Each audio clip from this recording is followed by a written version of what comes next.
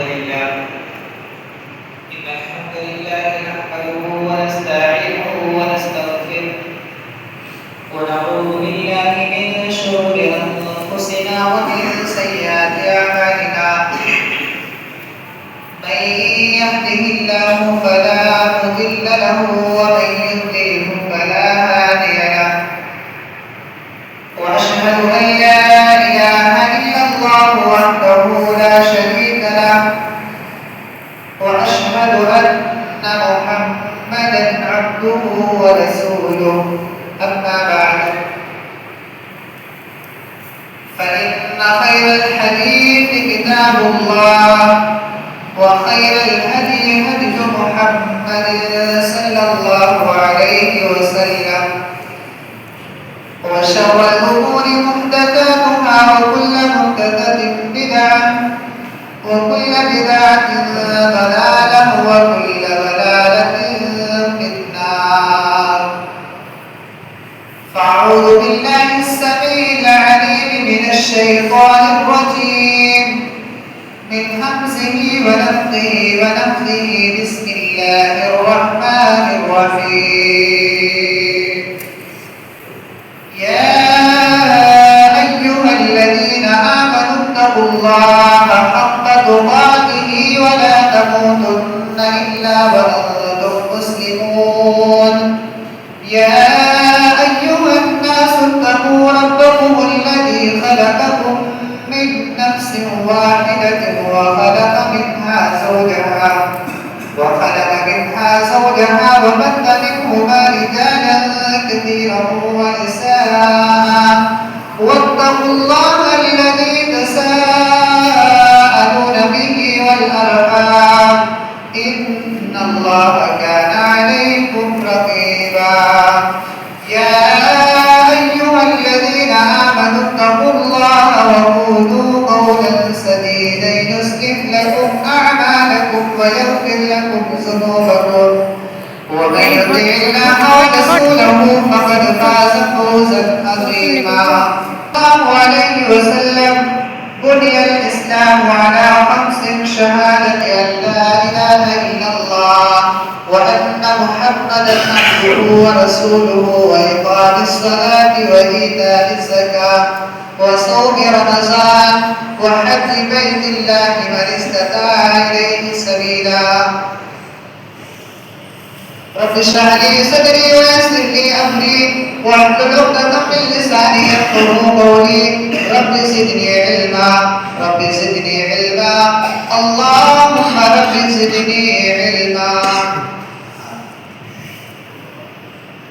تعریف و توصیف کبریائی برائی عظمت و بزرگ حمد و ثنا اسی اللہ سبحانہ و تعالیٰ کے لیے لائق اور سزاوار ہے جس نے ہمیں اس دنیا کے اندر پیدا کیا اور پیدا کرنے کے بعد یوں ہی بیکار اور بے مددگار نہیں چھوڑا بلکہ ہماری رشد و ہدایت کے لیے ہمیں میں سے اپنے بہت سارے انبیاء کرام کو پیغمبروں کو نبیوں کو اس دنیا کے اندر مبعوث کیا پیدا کیا وہی اللہ سبحانہ و تعالیٰ جو ہمیشہ سے ہے اور ہمیشہ رہنے والا ہے وہی اللہ سبحانہ و تعالیٰ جو عزتوں اور ذلتوں کا مالک ہے جسے چاہتا ہے عزت سے نوازتا ہے اور جسے چاہتا ہے معاشرے میں ذلیل اور رسوا کرتا ہے وہ اللہ رب العالمین جو تمام اختیارات کا اکیلا مالک ہے وہی اللہ سبحانہ و تعالیٰ جو مشکل کشا اور حاجت روا دنیا کو بنانے والا اور لوگوں کی دعاؤں کو سننے اور قبول کرنے والا اسی اللہ سبحانہ و تعالیٰ کے لیے حمد اور تعریفیں ہیں اللہ سبحانہ و تعالیٰ کی مختصر تعریف کے بعد اللہ سبحانہ و تعالیٰ کے بھیجے گئے تمام کے تمام انبیاء کرام پر درود و سلام ہو عموماً اور خصوصاً ہم سب کے آخری نبی آقائے نامدار تاجدار مدینہ احمد مصطفیٰ و مجتبیٰ سرور کونین رحمت للعالمین جناب محمد رسول اللہ صلی اللہ علیہ وسلم کی ذات مبارکہ مطہرہ پر اللہم صلی وسلم وبارک علیہ صلی اللہ علیہ وسلم۔ اپنی بات کا آغاز کرنے سے پہلے میں آپ لوگوں کو ایک بار پھر ذہن نشین کرا دوں کہ اللہ کے رسول صلی اللہ علیہ وسلم خطبہ ارشاد فرما رہے تھے اور سلیق نامی صحابی خطبے کے دوران آئے اور ادباً وہ مسجد میں بیٹھ گئے۔ اللہ کے رسول صلی اللہ علیہ وسلم نے پوچھا، اے سلیق، کیا تم نے مسجد میں بیٹھنے سے پہلے 2 رکعت نماز پڑھ لی؟ تو حضرت سلیق نے کہا، نہیں اللہ کے رسول۔ تو حضرت سلیق سے اللہ کے رسول نے فرمایا کہ اے سلیق، اٹھو اور 2 رکعت نماز پڑھو۔ اس حدیث سے ہمیں یہ معلوم ہوتا ہے کہ ہم مسجد میں امام کے خطبے یا منبر پر بیٹھنے یا کھڑے ہونے سے پہلے آئیں یا منبر پر امام خطبہ دے رہا ہو، ہمیں مسجد کے لیے جو مسجد کا حق ہے 2 رکعت پڑھے بغیر نہیں بیٹھنا چاہیے۔ جو حضرات ابھی بیٹھے ہوئے ہیں ان سے میری گزارش ہے کہ وہ مسجد کا حق پورا کریں کہ 2 رکعت نماز پڑھ کر ہی مسجد میں بیٹھیں۔ آج اس جمعہ کے اندر جو موضوع ہے وہ ہے حج کی فرضیت اور اہمیت۔ میرے بھائیوں، اسلام جو ہے اس کے کچھ ارکان ہیں، اسلام کی بنیادیں ہیں، اور اسلام کی جو بنیاد ہے وہ 5 چیزوں پر ہے۔ عموماً آپ سنتے رہتے ہیں، اللہ کے رسول صلی اللہ علیہ وسلم نے فرمایا، بنی الاسلام علی 5 شہادت ان لا الہ الا اللہ وان محمدا عبدہ ورسولہ۔ کہ لوگوں، اسلام کی بنیاد 5 چیزوں پر ہے۔ بنی الاسلام علی 5 شہادت ان لا الہ الا اللہ۔ پہلی کیا ہے کہ اس بات کی شہادت دینا کہ اللہ سبحانہ و تعالیٰ کی عبادت کے لائق ہے، اس کے علاوہ کوئی اور معبود نہیں ہے، وَأَنِّي رسول اللہ، اور میں یعنی محمد رسول اللہ صلی اللہ علیہ وسلم اللہ کے رسول ہے۔ اسلام کی یہ پہلی اور سب سے بڑی بنیاد ہے۔ اس کے بعد جو رکن ہے اس کا وہ اقام الصلاۃ، کہ نماز کو ادا کرنا، وہ اقام الزکوٰۃ، اور زکوٰۃ فرض ہونے پر زکوٰۃ ادا کرنا، وہ صوم رمضان، اور سال بھر میں رمضان کے روزے کے رمضان کے مہینے کے روزے رکھنا۔ یہ اسلام کی بنیادیں ہیں جن پر اسلام ٹکا ہوا ہے۔ اور ایک بنیاد، ایک رکن جو ہے یہ حج بیت اللہ کرنا، اللہ رب العالمین کے گھر کا طواف کرنا۔ اللہ کے رسول نے فرمایا، وَحَجِّ بَيْتِ اللَّهِ مَنِ اسْتَطَاعَ إِلَيْهِ سَبِيلًا، کہ اگر استطاعت ہے، طاقت ہے تو زندگی میں کم از کم 1 مرتبہ اللہ رب العالمین کے گھر کا حج کرنا۔ اور اللہ کے رسول صلی اللہ علیہ وسلم نے بھی صحابہ کرام کو فرمایا، یا ایھا الناس قد فرض اللہ علیکم الحج فحجوا، اے انسانوں، اے لوگوں، اللہ سبحانہ و تعالیٰ نے تمہارے اوپر حج کو فرض کیا ہے، لہذا تم حج کیا کرو۔ میرے بھائیوں، حج فرض ہونے کی کچھ شرائط ہے۔ حج مسلمان پر فرض ہوتا ہے، لیکن مسلمانوں میں بھی اللہ سبحانہ و تعالیٰ نے کچھ شروط رکھی ہیں، شرائط رکھی ہے کہ اگر یہ شرائط پائے جاتے ہیں، یہ شرطیں لاگو ہیں، یہ شرطیں اگر مکمل ہوتی ہیں تو مسلمان مرد اور عورت پر حج فرض ہوتا ہے۔ آج ہم انہی چیزوں کا ذکر کریں گے کہ حج کن شرطوں پر پورا ہوتا ہے، فرض ہوتا ہے، اور حج فرض ہونے کے بعد اس کی اہمیت کیا ہے اور اس کا فائدہ کیا ہے۔ حج فرض ہوتا ہے 5 شرطوں پر، مرد اور عورت پر جو 5 شرطیں ہیں وہ حج مرد اور عورت پر فرض ہوتا ہے۔ لیکن اسلام نے عورت کے لیے اگر کاؤنٹنگ کی جائے تو 6 شرطیں رکھی ہیں۔ پہلی شرط حج کے فرض ہونے کی، اللہ کے رسول جناب محمد رسول اللہ صلی اللہ علیہ وسلم نے فرمایا کہ حج فرض ہوتا ہے مسلمان پر۔ مسلمان پر اگر کوئی بندہ کفر کی حالت میں اگر حج کر لے، اللہ سبحانہ و تعالیٰ نے اس کو مال و دولت دیا ہے، اگر وہ حج کر بھی آئے اور اللہ سبحانہ و تعالیٰ اس کو بعد میں اسلام جیسی نعمت عطا کر دے تو اس کو وہ حج پورا نہیں مانا جائے گا، اس کی فرضیت ابھی مکمل نہیں ہوگی جب تک کہ وہ مسلمان ہونے کے بعد اگر استطاعت رکھتا ہے تو دوبارہ اس کو حج فرض ادا کرنا پڑے گا۔ پہلی شرط جو ہے اسلام کا ہونا، مسلمان کا ہونا۔ اگر مسلمان کے اوپر حج فرض ہے وہ اپنے فرضے کو ادا کرے. حج فرض ہوتا ہے مسلمان کے اوپر اسلام پہلی شرط. دوسری شرط جس کے نہ ہونے پر حج فرض نہیں ہوتا، جو ہوتی ہے شرط پوری ہوتی ہے تو حج فرض ہوتا ہے. اسلام کا بھی ہونا اور اس کے ساتھ ساتھ عاقل کا ہونا، عقل والا ہونا. مجنون پر، دیوانے پر، پاگل پر یا جس کا مائنڈ سیٹ نہیں ہے، توازن خراب ہے، اس پر حج فرض نہیں ہوتا. اگر عقل والا انسان سمجھتا ہے کہ حج کے مناسب کیا ہے، حج کا طریقہ کیا ہے، کس طریقے سے ہمیں احکام کو پورا کرنا ہے، تبھی اس پر حج فرض ہوگا. اگر کوئی انسان مجنون، دیوانہ، پاگل ہے، اس پر حج فرض نہیں ہوگا، پر وہ مسلمان ہی کیوں نہ ہو. اسلام کا ہونا، عاقل کا ہونا. تیسری فرض حج فرض ہونے کے لیے جو شرط ہے وہ ہے بالغ کا ہونا، بلوغت کی عمر کو پہنچنا. مسلمان بھی ہو، عاقل بھی ہو. اگر بلوغت کی عمر کو نہیں پہنچا ہے، ماں باپ چاہتے ہیں کہ میں اپنے بچے کو حج کرا دوں، اللہ نے توفیق دی ہے، اللہ نے مال دیا ہے، استطاعت دی ہے اور اپنے بچے کو آپ حج کرا سکتے ہیں، یہ جائز ہے.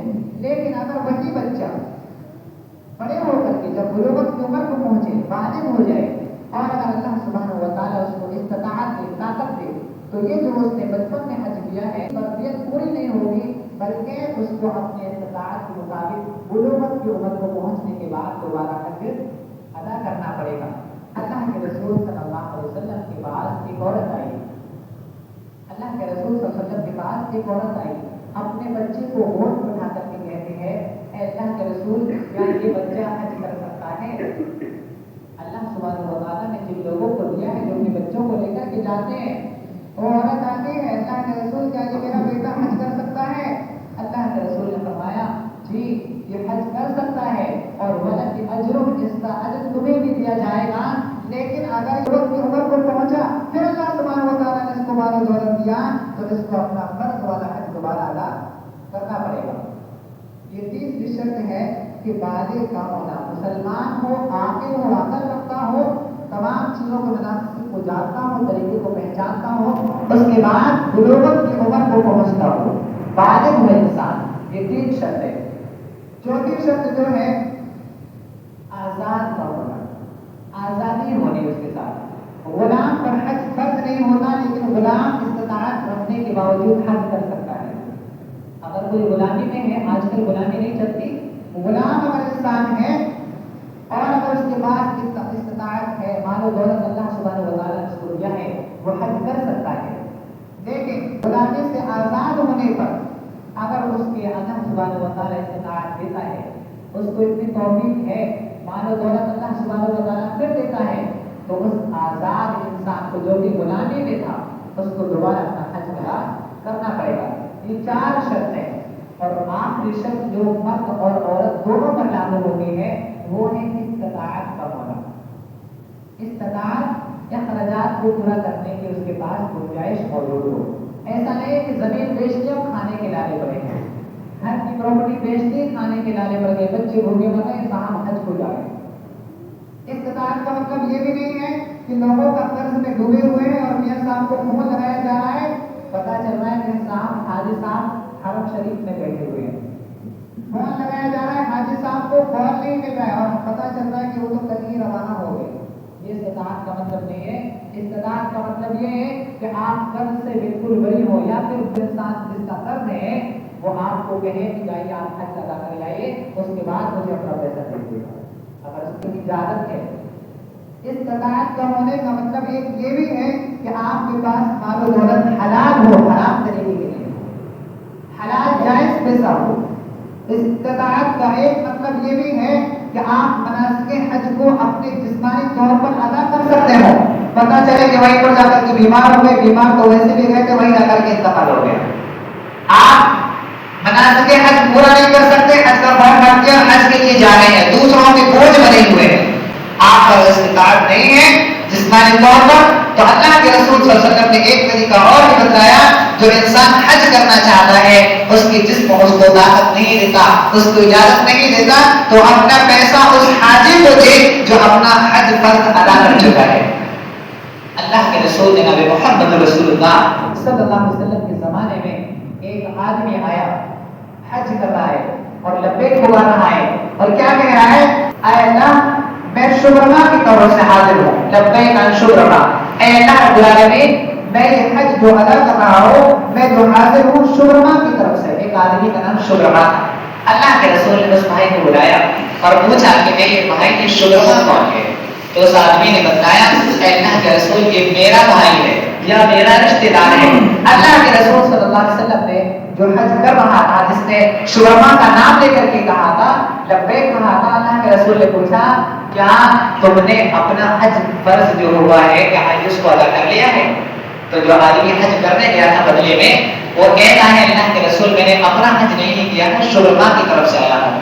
اللہ کے رسول جناب محمد رسول اللہ صلی اللہ علیہ وسلم نے فرمایا پہلے اپنا فرض ادا کرو اس کے بعد دوسرے کا حج کرنا۔ اس سے یہ معلوم ہوا کہ اگر کوئی انسان کسی کو پیسے دے کر کے حج کرا رہا ہے، کرنے والا بھی بتلا دے کہ میں اپنا نہیں کیا ہوں اس لیے مجھے پہلے اپنا کرنا ہے، اور کرانے والا بھی اس آدمی کو حج کے اپنے بندے بھیجے جو پہلے اپنا فرض ادا کر چکا ہے۔ یہ مرد اور عورت دونوں پر لاگو ہوتی ہیں شرطیں، اسلام کا ہونا، مسلمان ہونا، دوسرا عاقل کا ہونا، مجنون نہیں، تیسرا بلوغت کی عمر کو پہنچنا، چوتھا آزاد ہونا، اور پانچویں شرط استطاعت کا ہونا، ہر طریقے سے استطاعت ہو۔ اور عورتوں کے لیے اسلام نے ایک چھٹی شرط اور رکھی ہے، وہ شرط یہ ہے اللہ کے رسول جناب محمد رسول اللہ صلی اللہ علیہ وسلم نے فرمایا کہ کسی بھی عورت کے لیے جائز نہیں ہے کہ وہ 3 دن کی مسافت کا سفر اپنے محرم کے علاوہ کرے۔ اللہ کے رسول نے اسے بھی فرمایا کہ عورت کے لیے شرط ہے کہ وہ اپنے محرم کے ساتھ حج کے لیے جائے گی، حج کے لیے روانہ ہوگی اپنے محرم کے ساتھ۔ محرم کون کون ہے؟ جو اس کے رشتہ جو محرم ہے جس سے نکاح حرام ہے، بیٹے کے ساتھ جا سکتی ہے، اپنے باپ کے ساتھ جا سکتی ہے، اپنے سگے بھائی کے ساتھ جا سکتی ہے، اپنے شوہر کے ساتھ جا سکتی ہے۔ اور جو محرم لوگ ہیں جس سے نکاح حرام ہے اس دنیا میں، اللہ کے رسول نے فرمایا عورت کو چاہیے اس کی چھٹی شرط یہی ہے کہ وہ استطاعت کے باوجود اپنے محرم کے ساتھ حج پر جائے گی۔ اگر محرم نہیں ہوگا عورت پر حج فرض نہیں ہوگا۔ یہ 6 اور 5 شرطیں ہیں حج پر لاگو ہونے کی، کہ حج جبھی فرض ہوگا کہ شرطیں ہوگی۔ آئیے اللہ کے رسول جناب محمد رسول اللہ صلی اللہ علیہ وسلم نے یہ فرضیت بتائی اور اس کے بعد اہمیت اور اس کے فضائل بھی ذکر کر دیے۔ میں آپ کے سامنے 2 اس کی فضیلت ذکر کرتا ہوں۔ حج فرض ہونے کے بعد اگر کوئی شخص حج کر لیتا ہے، اللہ کے رسول صلی اللہ علیہ وسلم نے فرمایا کہ اے میرے بھائیو حج مبرور کی اللہ رب العالمین سے دعا کرو۔ اب یہ حج مبرور کیا ہے؟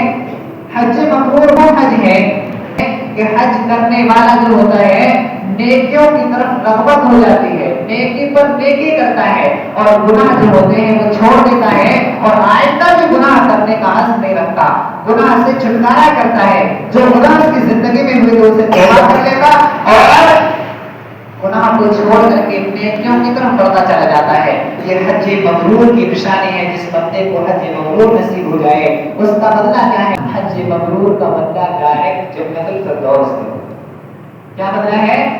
جنت الفردوس ہے۔ حج مبرور جسے نصیب ہو جائے، ہم تمام لوگ اللہ رب العالمین سے دعا کریں جن لوگوں نے اللہ رب العالمین کے گھر کا طواف کیا، حج کیا، اے اللہ سبحانہ و تعالیٰ انہیں حج مبرور نصیب فرما۔ اور جو لوگ اس چیز کے لیے خواہش رکھتے ہیں، اے اللہ سبحانہ و تعالیٰ زندگی میں کم از کم 1 مرتبہ ہمیں حج کرنے کی توفیق عطا فرما اور ہمیں استطاعت دے حلال کمائی کے ساتھ ہمیں اپنے حج کرنے کی توفیق عطا فرما۔ اسی میں ایک چیز کو اور ایڈ کر لیجئے، وہ ہے ریاکاری سے بچنا۔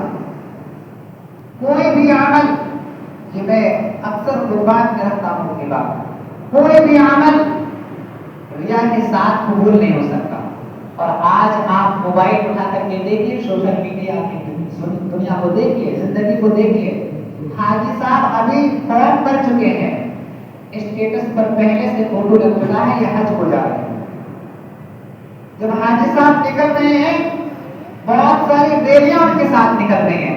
الحمدللہ یہاں اس ایپ سے پاک ہے، ہمارے ہاں ابھی ایک ویڈیو وائرل ہوئی ہے گئی گنوارا کے یہاں سے، ایک حاجی صاحب نکل رہے ہیں، یہاں جتنے لوگ موجود نہیں ہیں اس سے 3-4 گنا لوگ ان کے پیچھے پیچھے ان کی ریلی میں جا رہے ہیں اور شور ہو رہا ہے، اعلان ہو رہا ہے کہ حاجی صاحب حج کو جا رہے ہیں۔ یہ حج کو جا رہے ہیں، دکھاوا کرنے جا رہے ہیں۔ دکھاوا کرنے جا رہے ہیں، ریاکاری کرنے جا رہے ہیں، صاحب دوسروں کا مال مار کر کے حج کرنے جا رہے ہیں، دوسروں کا قرضہ اپنے سر چڑھا ہوا ہے، حاجی صاحب حج کو پہنچے ہوئے، عمرہ مفتی صاحب عمرہ کو پہنچے ہوئے، اور ایک دکھاوا اور ہوتا ہے ہماری زندگی میں، فوٹو کھینچتے ہیں اور فوٹو کھینچ کر کے اپنے بھائیوں کے پاس ڈالتے ہیں، لوگوں میں ڈالتے ہیں، دیکھو آج ہم کہاں ہیں، وہ بدی خزرہ کے سائے میں بیٹھے ہیں۔ کیا دکھانے کی ضرورت ہے؟ کوئی عمل دکھانے کے ساتھ قبول ہوتا ہے؟ آپ حج کرنے گئے، عمل کرنے گئے ہیں، آپ دکھانے کے لیے نہیں گئے۔ حج وہ حج ہے، حج وہ عمل ہے۔ اللہ کے رسول جناب محمد رسول اللہ صلی اللہ علیہ وسلم نے فرمایا، اگر کوئی بندہ صحیح پیسے کے ساتھ، حلال پیسے کے ساتھ، صحیح نیت کے ساتھ حج کر لے، حج اپنے سے پہلے کے تمام گناہوں کو معاف کرتا۔ تم گناہ تو ساتھ لے کر کے جا رہے ہو، حج مبرور تمہیں کہاں نصیب ہو جائے گا۔ اللہ رب العالمین سے دعا کہ اللہ رب العالمین ہم تمام مومنین کو حج مبرور جیسی نعمت نصیب فرما، اور حلال پیسے کے ساتھ میں اس عمل کو کرنے کی توفیق عطا فرما، بار بار حرمین شریفین کی ہمیں زیارت نصیب فرما۔ اللہ رب العالمین ہم تمام لوگوں کے نیک عمل کو قبول فرما۔ اللہ رب العالمین جو بھی ہم عمل کریں اس کے اندر سے ہمیں اخلاص بھرنے کی اور اخلاص کے ساتھ عمل کرنے کی توفیق عطا فرما، اور جو بھی عمل کریں اس کے اندر اگر ذرا سی برابر بھی ہمارے اندر ریاکاری ہو، اے اللہ سبحانہ و تعالیٰ اپنے فضل و کرم سے اس ریا اور امور کو نکال کر کے اخلاص میں بدل دے۔ اے اللہ رب العالمین جو بندے پریشان حال ہیں اپنی پریشانی کو دور فرما۔ اے اللہ رب العالمین جو بندے بیمار ہیں انہیں بیماری کی شفا کے لیے شفا عطا فرما۔ اے اللہ رب العالمین جو تیرے بندے اس سفر پر روانہ ہوئے ہیں ان کے سفر کو قبول فرما، اور تمام سفرہ کو حج مبرور نصیب فرما۔ اے اللہ رب العالمین ہم تمام مومنین کو اپنی رحمت نصیب فرما، ہم تمام مومنین کو اپنی رضا نصیب فرما۔